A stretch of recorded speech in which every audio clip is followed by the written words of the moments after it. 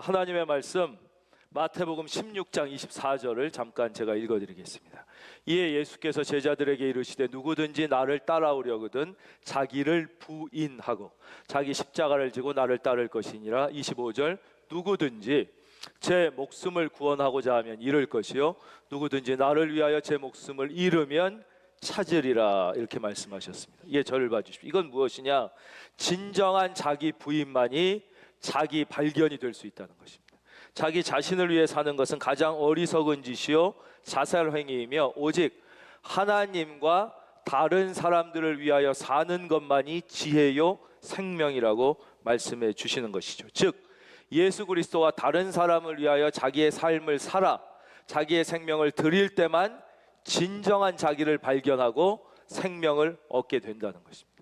이것을 우리에게 더 잘 설명해 주시기 위해서 하나님은 바로 천하와 목숨 바꾸면은 우리 인간의 욕망과 영원한 생명을 대조시켜서 우리에게 극명하게 말씀해 주시는데요. 그게 계속 이어지는 말씀이 마태복음 16장 26절입니다. 사람이 만일 온 천하를 얻고도 여러분들이 욕망하는 탐욕의 모든 것을 다 얻어도 천하보단 작겠지요. 그러니까 천하를 다 얻고도 제 목숨을 잃으면 무엇이 유익하겠나요? 그렇잖아요. 여러분 목숨보다 더 귀한 게 무엇이 있겠냐. 그런데 이 세상을 위하여 살면 그럴 수 없겠지만 비록 천하를 얻는다 해도 예수님을 따르지 못하기 때문에 영원한 생명을 얻지 못하게 되는 것이죠. 그래서 예수님은 이것을 우리에게 더 쉽게 설명하기 위해서 사람들이 제일 쉽게 하는 상거래 행위, 경제 활동을 통해서 설명해 주십니다. 바로 이거죠. 우리가 1,000원을 주면 1,000원 가치의 물건을 삽니다. 어떤 사람이 10만 원을 주고 100원 가치의 물건을 사면 어리석은 것이죠. 근데 우리가 가지고 있는 하나님이 우리에게 주신 것 중에 제일 귀한 게 목숨이고 생명인데 이건 유한하단 말이에요.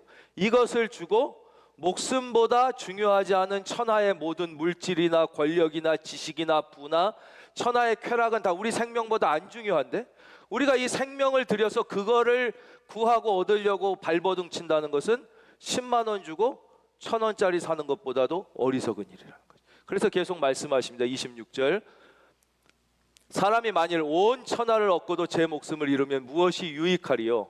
사람이 무엇을 주고 제 목숨과 바꾸겠느냐? 네 목숨이 제일 비싼 건데 그거 주고 돈이랑 바꾸고 그거 주고 세상 영광이랑 바꾸려고 하다가 영원한 구원, 생명을 잃으면 어떻게 하겠느냐? 그것이 제일 어리석은 짓이다. 그러면서 27절 인자가 그 아버지의 영광으로 그 천사들과 함께 오리니 그때에 각 사람이 행한 대로 갚으리라. 그때 각 사람이 행한 대로 갚으리라. 이것이 주님이 우리에게 주시는 말씀입니다. 오늘 말씀 9장 32절은 이렇게 시작되죠. 그때에 이렇게 시작됩니다. 그때는 과연 어떤 때인가 하는 것이에요. 이 그때를 알기 위해서는 우리가 이미 공부하고 배운 말씀인 8장 25절로 다시 되돌아가야 우리가 그때를 이해할 수 있습니다. 8장 25절 두 사도가 주의 말씀을 증언하여 말한 후 예루살렘으로 돌아갈새 사마리아에 있는 여러 마을에서 복음을 전하니라. 이게 무슨 일이었냐면 베드로와 요한이 예루살렘에 있었는데 생각지도 못하게 저 사마리아 사람들도 예수님을 믿었다는 소식이 들린 거예요. 그 소식이 들리자마자 이들은 지체하지 않고 베드로와 요한이 사마리아로 갔어요. 너무 놀란 거죠. 야, 사마리아에 복음이 들어가다니. 갔어요. 그리고 얘기했어요. 너희들이 예수님을 믿을 때 성령을 받았느냐? 이 사람들이 우리는 성령은 모릅니다. 그냥 물 세례만 받았을 뿐입니다. 그러니까 베드로와 요한이 그들 머리 위에 안수하여 기도했어요. 그랬더니 성령이 그 자리에 임했고 그곳에 어마어마한 기적과 역사들이 일어났어요. 그 다음 그 일을 다 마치고 이제 베드로와 요한이 다 했으니까 다시 예루살렘으로 돌아오는데 그냥 돌아오지 않고 어떻게 돼요? 25절 두 사도가 주의 말씀을 증언하여 말한 후 예루살렘으로 돌아갈새 사마리아인의 여러 마을에서 복음을 전하니라. 그냥 들어온 게 아니라 돌아올 때도 여러 거치는 마을마다 예수 복음을 전하면서 돌아오는 바로 9장 32절 그때의 그것입니다. 그러니까 8장 25절과 9장 32절 사이에는 무언가 삽입된 장면이 있는 거예요. 그게 뭐냐? 바로 8장 26절부터 나오는 빌립입니다. 갑자기 베드로와 요한의 얘기가 나오다가 빌립이 탁 삽입돼요. 그 이 빌립은 뭐 했냐? 막 복음을 열심히 전했어요. 사마리아, 유대 전하고 있는데 갑자기 성령님이 뭐라 그래요? 광야로 가라. 도저히 이해할 수가 없었어요. 아니, 사람 하나도 없는 데 가서 무슨 전도를 하나? 이해할 수 없었지만 성령님이 말씀하시니까 순종했어요. 여기 핵심 키워드는 순종입니다. 순종해서 내려갔더니 거기에 그 당시 세계 최강국 중에 하나인 이디오피아의 경제부 장관인 네시가 있었다는 거예요. 그래서 그 사람을 만나서 복음을 전하게 된 거죠. 그리고 그 얘기가 끝나자마자 9장 1절부터 31절까지는 전혀 다른 사람 얘기가 나와요. 바로 우리가 아는 청년 사울 얘기가 나와요. 이 사람이 아주 똑똑하고 지적이고 의지가 강하고 가문이 뛰어난 사람인데 예수님 믿는 사람을 원수처럼 여기고 잡아 죽이는 것을 자기의 사명으로 알았어요. 이 사람이 그런데 예수 믿는 사람을 잡으려고 다메섹으로 가다가 다메섹 도상에서 예수님을 만나게 되는 것이죠. 예수님을 만나 거꾸러지고 주의 음성을 듣고 눈이 멀고 바로 이 사람의 이야기가 나와요. 근데 이 사람이 왜 이렇게 됐느냐? 바로 이방인과 임금들과 이스라엘 민족을 위하여 택한 나의 그릇이라고 주님이 그러시는 거예요. 누구를 위해서? 이방인. 그리고 다시 베드로 얘기가 나오고 베드로가 사마리아라고 하고 이 다음에 이방인 로마의 군대 장교였던 백부장인 고넬료에게 복음을 전한 이야기가 나옵니다. 즉 빌립과 사울의 이야기가 베드로 사건 가운데에 삽입 파입돼 들어가 있는데 그 이유는 무엇이냐? 빌립이나 사울이나 베드로나 자기 자신은 몰랐지만 이 사람들이 하는 사건이 모두 똑같은 일이었다는 것이. 그것은 무엇이냐? 복음을 이방 사람에게 전하는 일. 바로 빌립을 통하여, 빌립이 전혀 이해하지 못했지만 성령에게 순종하여 갔을 때 바로 이방 사람인 이디오피아에 복음이 파입해 들어가는 것이죠. 사울도 예수 믿는 사람을 잡아 죽이려고 했지만 예수님을 만나고 거꾸러져 쓰러졌어요. 예수님 만났더니 좋은 일 생길 줄 알았더니 아니야. 눈앞이 하나도 보이질 않아. 그러나 순종하고 은혜를 붙잡고 일어났더니 자기가 왜 구원받았냐?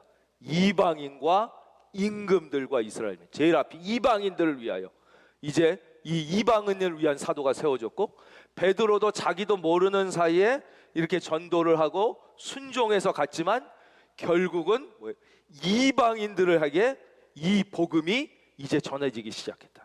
그들의 독특한 종교인 유대교의 한 분파라고 생각했던 이 복음이 문화사적으로 인류학적으로 이방인의 사람들의 세계를 파고 들어가서 그들에게 복음이 전해졌다는 것은 인간적인 이성이나 지성이나 방법으로는 도저히 일어날 수 없는 사건이 여기서 일어나게 된 것이죠.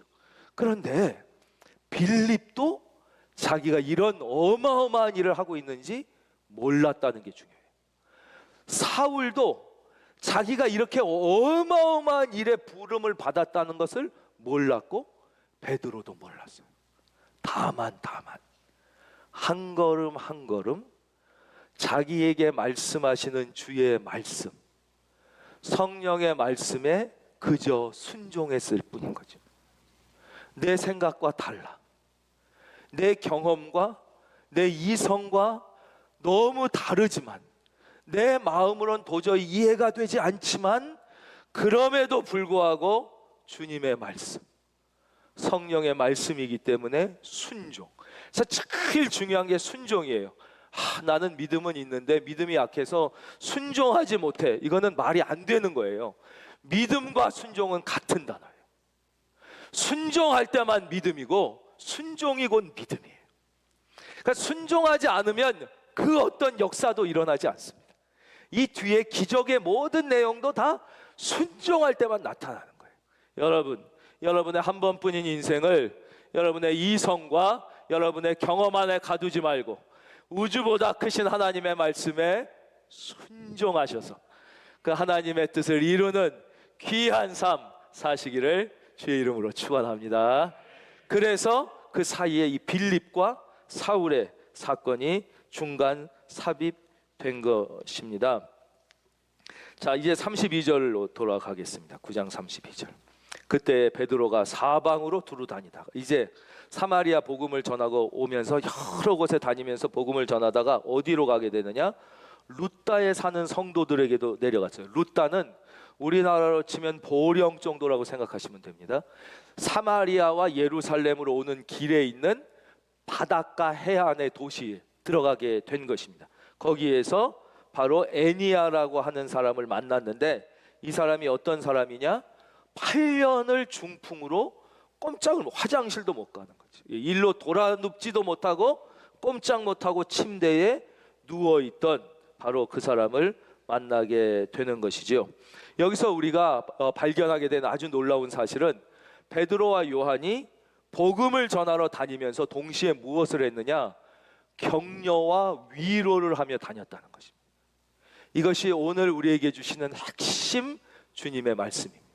왜냐? 이때는 복음이 불똥처럼 퍼진 거예요. 들불이 퍼지듯이 팍! 복음은 어떻게 퍼지냐면 여기서 불꽃이 일어나 이쪽에 떨어지면 여기에서도 또 불이 붙는 거예요. 확 붙어서 또 옆으로 쫙 퍼지는 거예요. 그래서 성경은 복음을 불이라고 표현합니다. 또 복음은 물이에요. 복음은 강물처럼 흘러가는 강물처럼. 그래서 처음 시작은 어때요? 저 산 꼭대기에 좁은 계곡 같지만 그게 점점점 커져가면서 한강 하구에 가면 끝이 보이지 않을 정도로 넓게 강물처럼 이 복음이 흘러서 보면 루따에도 있고 여기에 보면 사론도 있고 요빠도 있고 사마리아 막 이렇게 복음이 막 퍼져갔어요. 그곳을 전도할 뿐만 아니라 그곳에 있는 성도님들을 찾아다니며 격려하고 위로했다는 것이에요. 그래서 사도행전을 다른 각도에서 또 보면 사도행전은 격려와 위로의 책입니다. 성경을 보면 사도 바울이 여러 편지를 쓰고 그 편지가 신약 성경의 많은 부분을 차지하게 되죠. 뭐 디모데 전후서를 쓰고 데살로니가 전후서를 쓰고 빌레몬서를 쓰고 고린도 전후 교회와 사람들에게 편지를 많이 썼어요. 그 편지 왜 쓴 것입니까?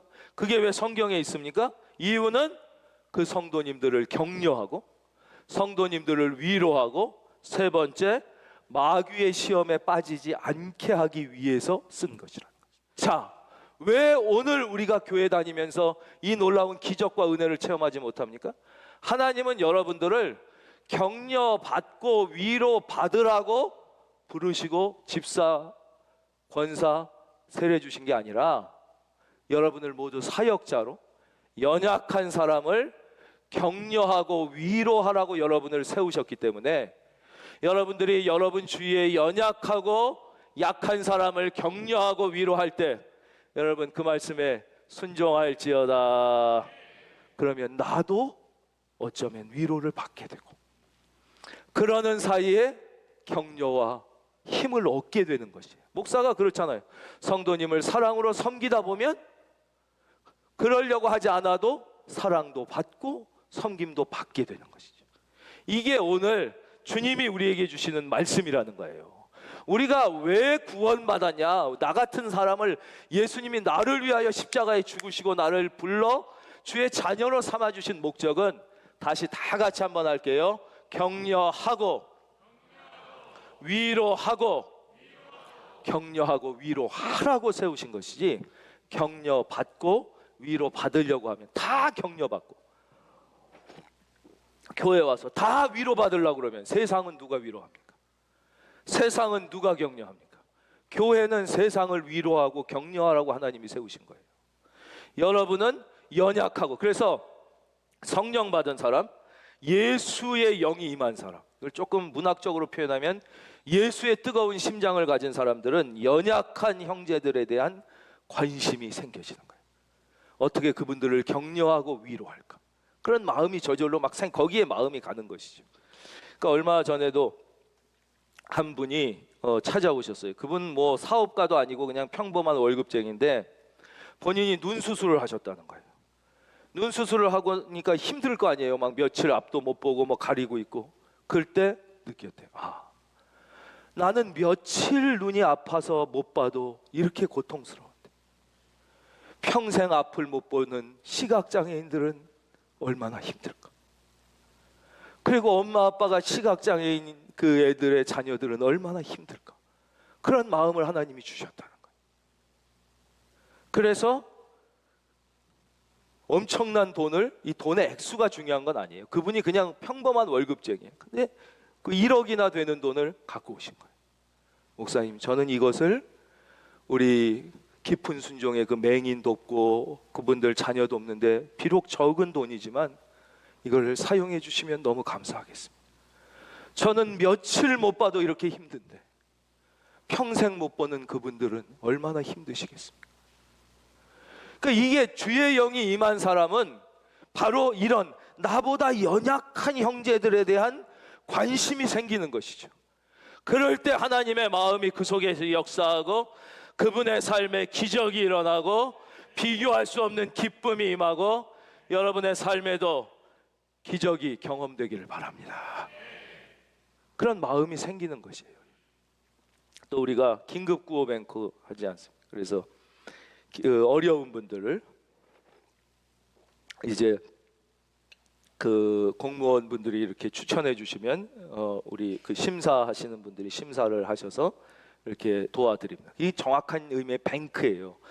극심한 위기에 있을 때 빨리 도와드리고 이제 위기에서 벗어나면 뱅크니까 이거는 힘되는 대로 갚으십시오 이렇게 돼서 하는 건데 지금까지 100가정 넘는 분을 이제 위기 가운데서 이렇게 도와드렸어요.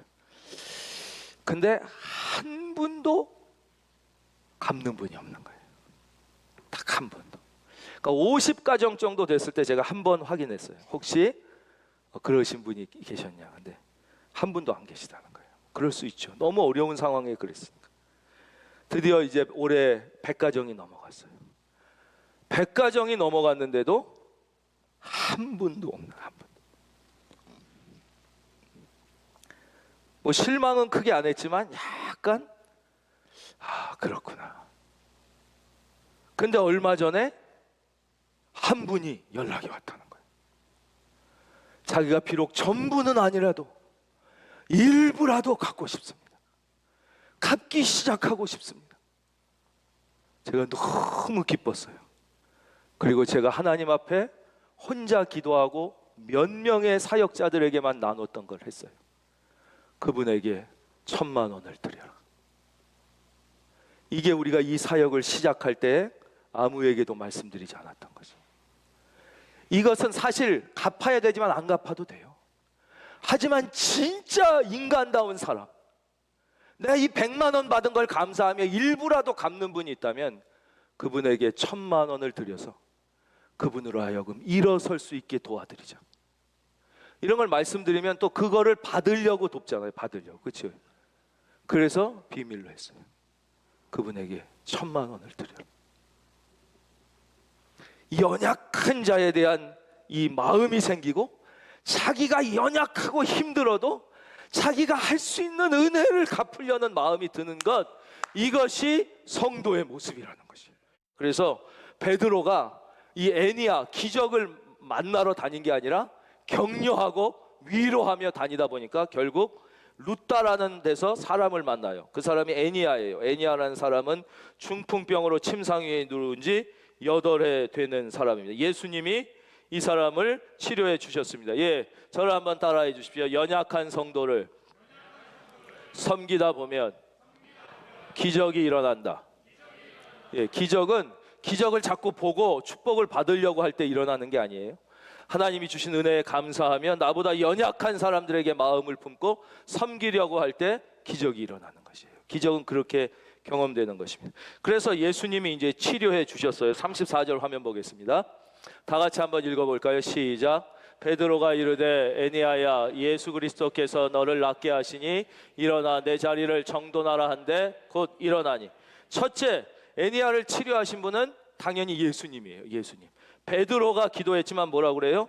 예수 그리스도께서 너를 낫게 하셨다. 그러니까 기적은 예수님이 일으키시는 거고 축복도 예수님이 주시는 거예요. 사람으로부터 복을 받으려고 하지 마세요. 세상으로부터 복을 받으려고 해서 안 되는 거예요. 생사화복을 주관하시는 분은 하나님 한 분이신 거예요. 하나님.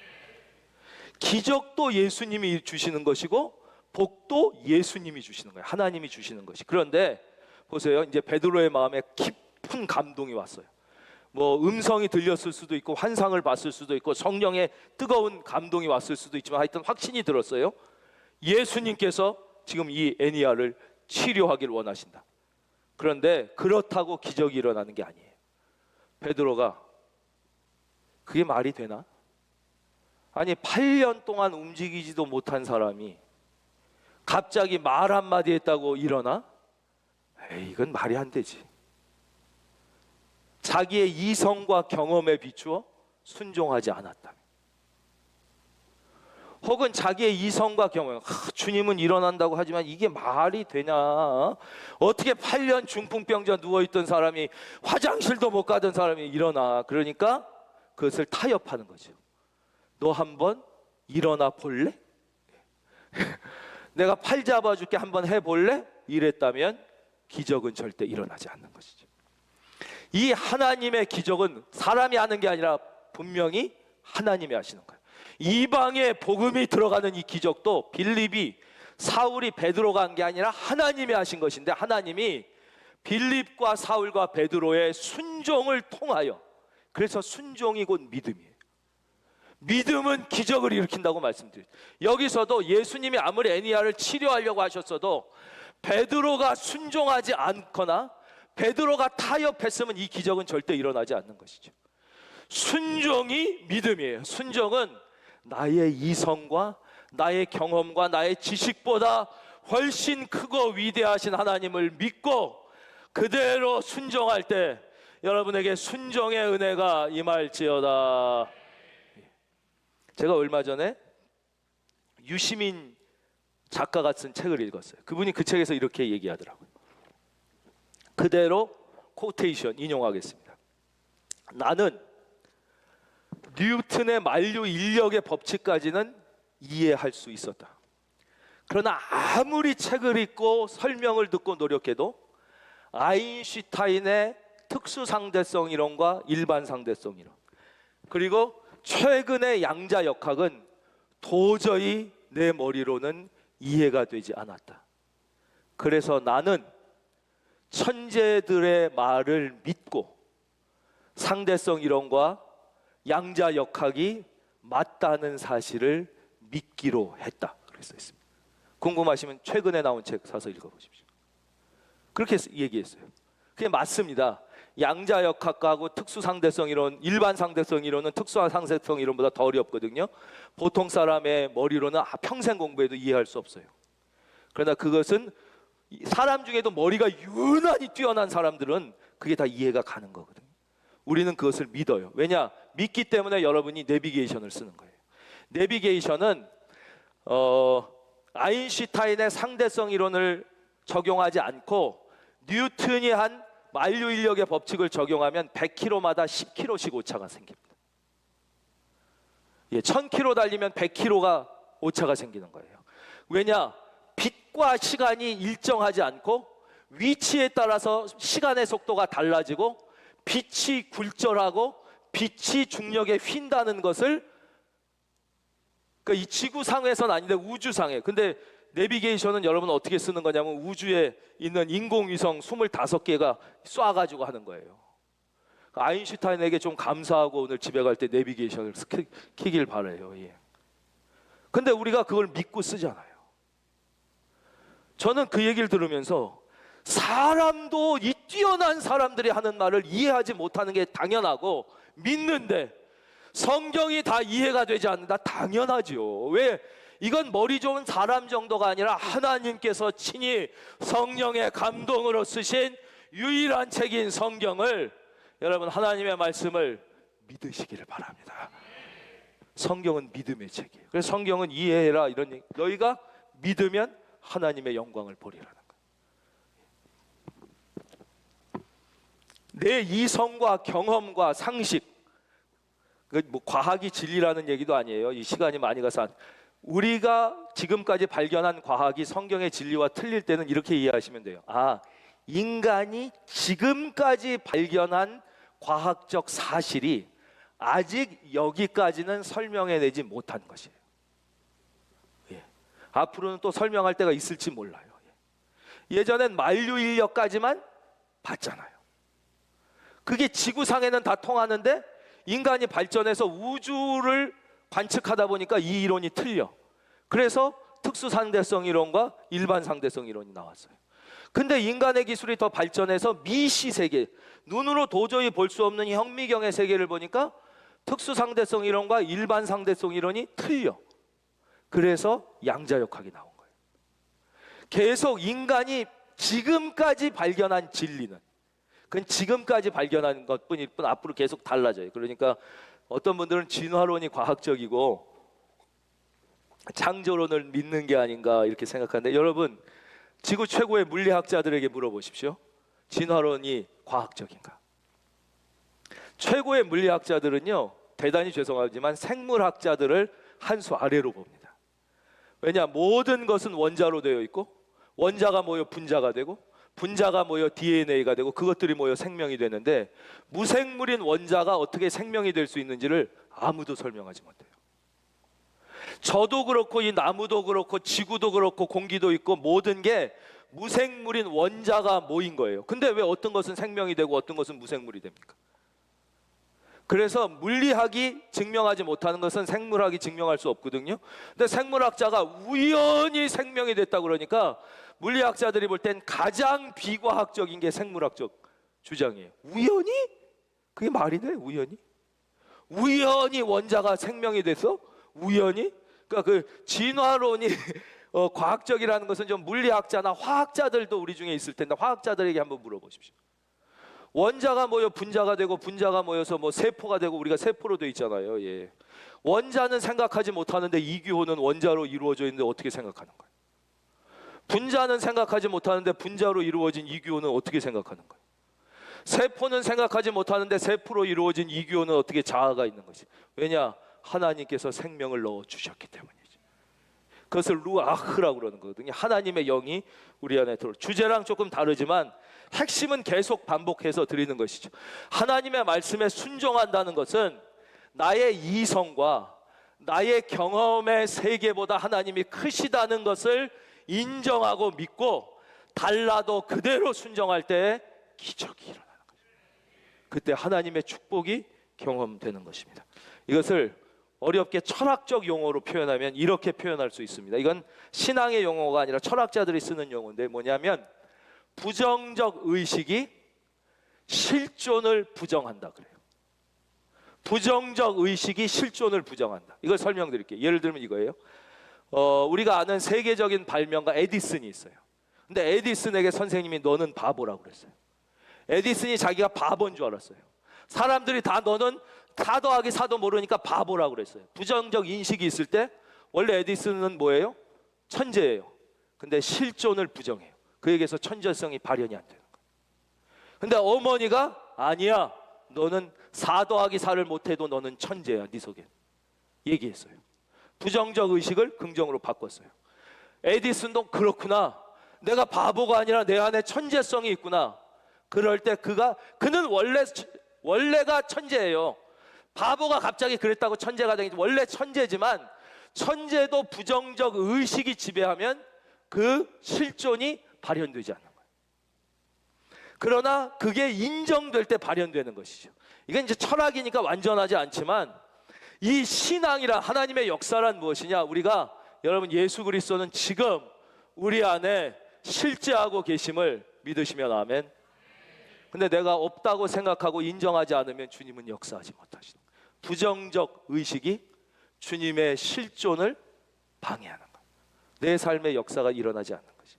그래서 그림에 보면 주님이 뭐라고 그래요? 성경에 내가 문 밖에 서서 문을 두드린다고 그러죠. 왜냐? 우리 예수님은 폭군이 아니라 저와 여러분의 자유의지를 존중하는 깡패 왕이라서 너 나랑 결혼 안 하면 죽여, 너 나 안 믿으면 죽여, 이게 아니라 사랑이 많은 왕자예요. 당신이 나의 사랑을 받아줘, 나의 아내가 되기를 기다리겠소. 이게 주님이란 말이에요.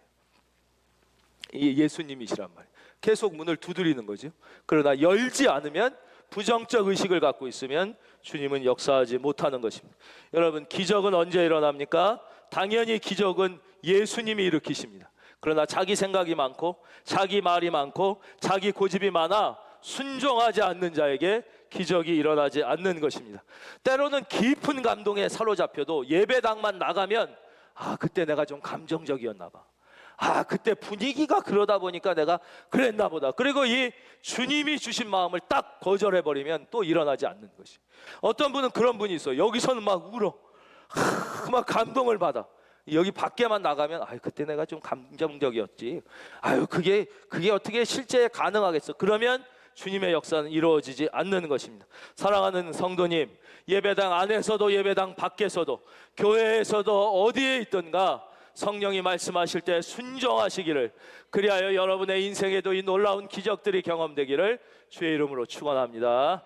35절, 룻다와 사론에 사는 사람들이 다 그를 보고, 이 애니야를 보고 주께로 돌아오니라. 이게 중요한 거예요. 즉 결론은 무엇이냐? 예수님께로 돌아온 거예요. 베드로한테 돌아온 게 아니라는 거예요. 여러분, 전도는 우리 교회에 나오라고 그러는 게 전도가 아니에요. 전도는 예수님을 만나게 해주는 게 전도예요. 우리 교회 좋다, 우리 교회에 나와라. 우리 교회보다 더 좋은 교회 많아요. 예수님을 만나게 해주는 거예요. 어디 있든 너희 집 가까운데 건강하고 좋은 교회를 가서 거기서 예수님 만나면 되는 거예요. 근데 이 사람이 전혀 신앙생활도 처음 했고 아는 사람도 없으니까 집 근처에 교회 가도 너무 뻘쭘하고 내가 적응하기 힘들다. 그러면 잠시 우리 교회 와라. 제가 안내하고 네가 어느 정도 믿음의 뿌리가 탄탄해지면 그때 또 좋은 교회 가면, 그때까지 이렇게 도와주는 거지. 우리 교회 와라, 우리 교회 좋다. 전도는 예수께로 돌아오는 거지 절대 우리 교회로 오는 게 아니라는 것이. 여러분, 전도하시기를 바랍니다. 전도하다 보면 교회를 아주 욕하는 사람들이 있습니다. 교회 다 욕하고 교회 썩었다 그러고 돈만 밝힌다고 그러는 사람들이 있어요. 그 사람들은 딱 두 종류입니다. 첫째, 교회를 안 다녀본 사람입니다. 실제 교회는 안 다녀보고 남의 얘기만 들은 사람, 뉴스만 들은 사람이 대부분입니다. 둘째, 교회를 다니긴 다녔는데 건강하지 못한 나쁜 교회를 다닌 사람들이에요. 여러분, 교회라고 다 건강한 게 아니에요. 목사라고 다 똑같습니까? 저같이 변변치 않은 사람도 있지만 훌륭한 목사님도 많습니다. 저보다 더 인간 같지 않은 사람들도 있습니다. 교회도 마찬가지. 여러분, 장로님이 다 장로님입니까? 하나님께 영광 올려드리는 분도 있지만 그 장로님 때문에 하나님 얼굴에 먹칠하는 장로도 너무나 많습니다. 어느 장로를 만났느냐지, 이 나쁜 장로 만나놓고 장로들 다 쓰레기야, 이건 말이 맞지 않는 거죠. 집사는, 여러분 집사가 뭐예요? 원래 영화 드라마 같은 거 보면 그 부잣집에 집사 있잖아요. 그게 집사예요. 여러분, 집사. 그렇게 낮아져 섬기는 게 집사예요. 그런데 집사다운 집사도 있지만 섬김을 받으려고 그러고, 왜 이 교회는 이렇게 사랑이 적어? 왜 교회 다니는데 왜 사업이 잘 안 돼? 그건 집사가 아니거든요. 교회도 마찬가지인 거죠. 그 사람들은 교회를 안 다녔거나 교회를 욕하는 사람은 두 번째, 건강하지 못한 나쁜 교회를 만났기 때문입니다. 그런 사람들에게 건강하고 좋은 교회를 통하여 예수님을 만나게 해드리는 것, 바로 그것이 전도입니다. 기적의 결과로 사람들이 베드로에게 온 것도 아니고, 야 내가 예루살렘 교회 당회장이니까 글로 다 와, 그러지 않았습니다. 다 예수께로 돌아가 그 지역의 교회를 잘 섬기는, 여러분 이번 한 주도 주님과 함께 주님이 여러분에게 감동 주실 때 아멘하고 순종하셔서 여러분을 통하여 구원의 역사가 일어나고 여러분 자신도 은혜 받고 기적을 경험하는 복 있는 한 주가 다 되시기를 주의 이름으로 축원합니다.